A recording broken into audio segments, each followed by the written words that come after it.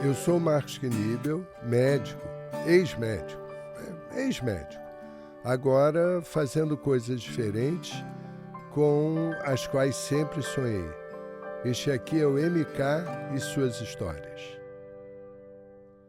Oi pessoal, estamos aqui em mais um episódio do podcast MK e suas histórias.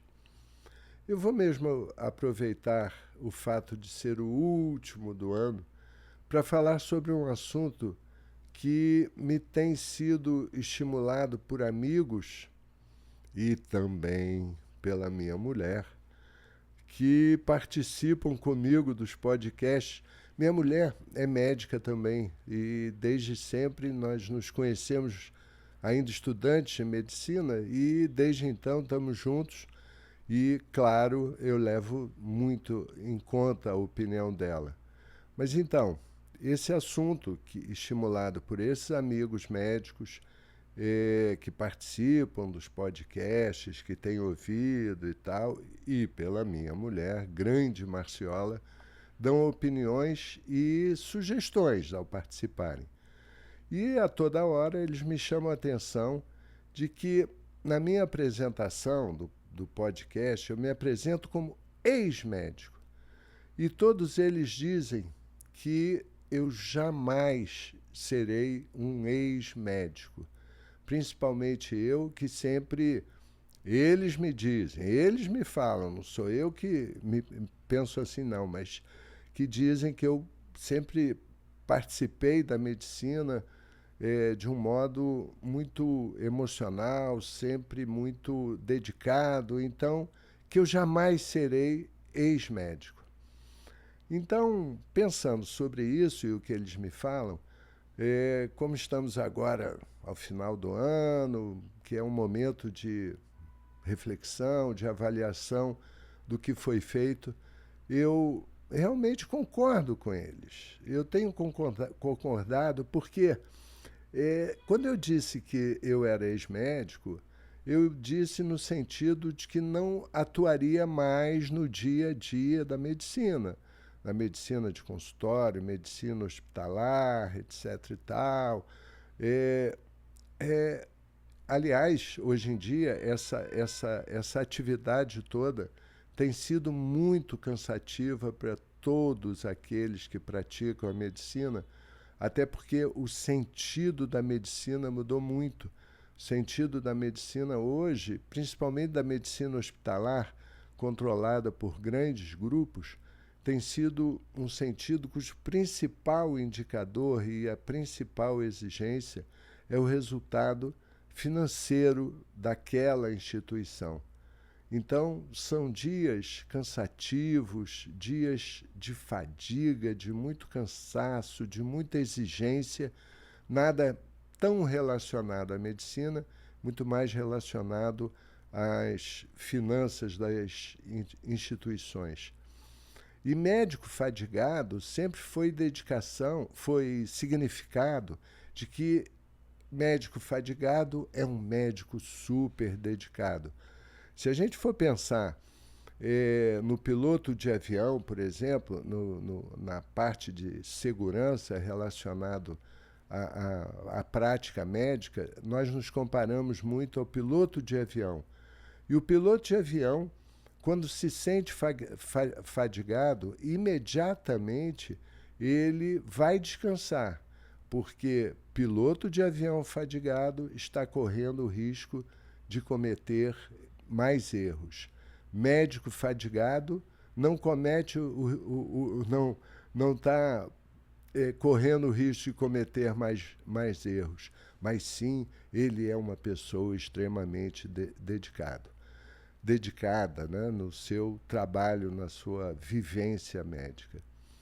Então, é nesse sentido, e eu digo aqui para todos aqueles que me chamaram a atenção, que eu sou ex-médico.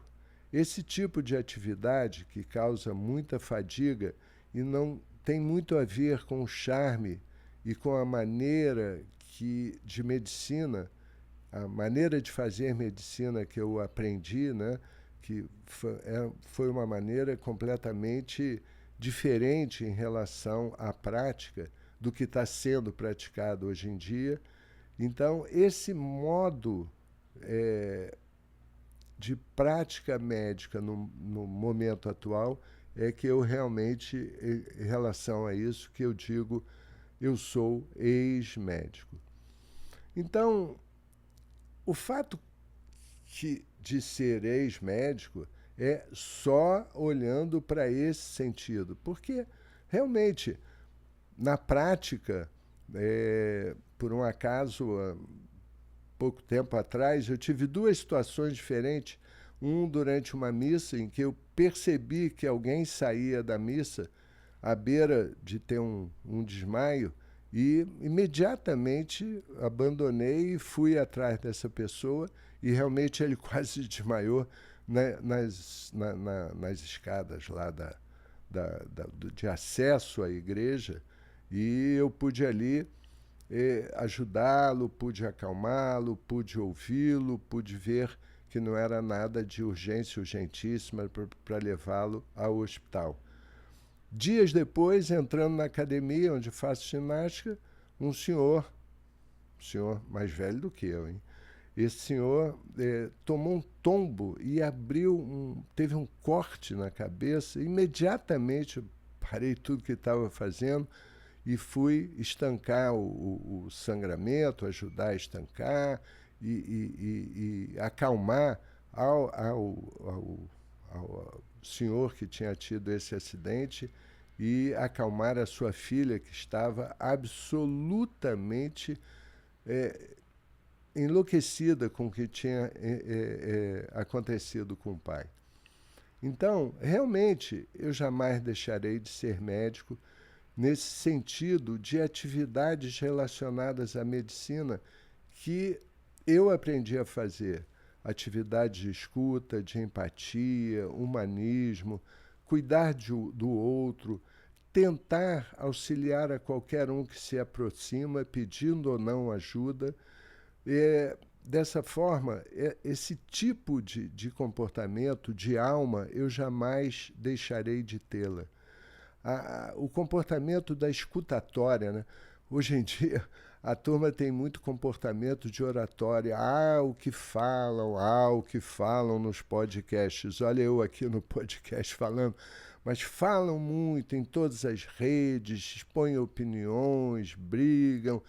E esse comportamento da oratória, ele substitui em muito um principal comportamento que o ser humano devia ter, que é a escutatória. Agora mesmo, um artigo, uma publicação recente do meu amigo, professor Camargo, ele é um cirurgião de tórax dos melhores do país, diretor do Centro de Transplante da Santa Casa de Porto Alegre. Ele colocou muito adequadamente na sua publicação: médico que não se dá o tempo de escutar os pacientes perde a chance ímpar de virar um entendido em gente. Então, em suma, eu jamais deixarei de ser médico, porque eu jamais deixarei de ser entendido em gente. Esse modo de ser está na alma de todos nós médicos.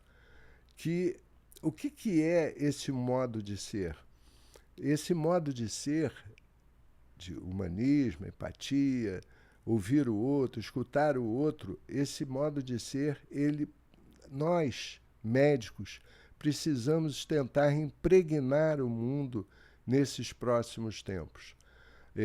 Também numa entrevista que li recente do Orkut, né, o criador, o turco, criador da rede Orkut, e estava aqui há 2 ou 3 semanas no Rio de Janeiro.